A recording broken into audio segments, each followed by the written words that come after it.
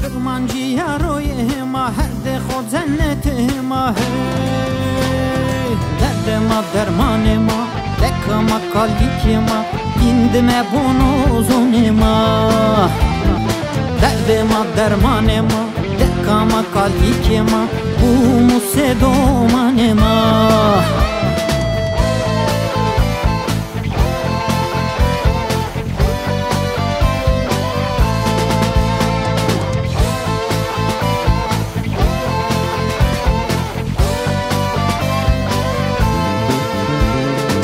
Areye kayesıma kısmet o zetama qese o şinatama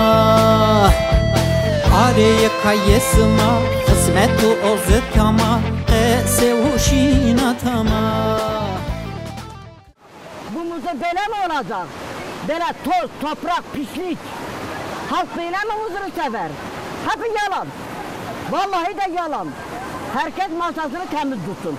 Bardaklarını temiz tutsun. Suya bir şey atmasın. Çoluk çocuğunu terbiye etsin. Bizim yanımızda bir çeşme var, karılar gene ayakını sokup çeşmenin içine. Kızaran beni etme. Şimdi de hizmet ediyorsun. Hizmetini düzgün yapın. Millete izabalda herkes söylesin. Dersin pak bir kere. Non muzur yesma pernano. Güya na dönüyor. Çıkan muzur pak bir kere. Hantak soğuk kazan kendi. Dersim yama, dersim kıyırım mekere. Dersim yama, dersim kıyırım mekere. Dersim ispalama. Ziyara xo, berati xo, dersim xo, pak peşim. Zob dersim için o. Dorme xo kıyırım mekere, muzur babun azak xarabun. Sicare, diyare, sek ismayene, o ka serdan ismene, zemzem suyan nauke. Xarab, pakere, hekzar pakerisma, muzur baba kendi.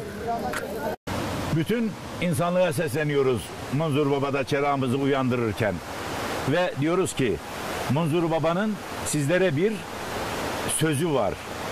Doğanızla birlikte yaşıyorsunuz. Doğanızı ve çevrenizi korumazsanız kendinizi korumanız mümkün değil. Çevremizi temiz tutalım, Munzur'umuza sahip çıkalım. Aşk ile. Kırmancı yaroye ma her de xod cennete ma hey derdema dermane ma dekama kalike ma indime bunu zone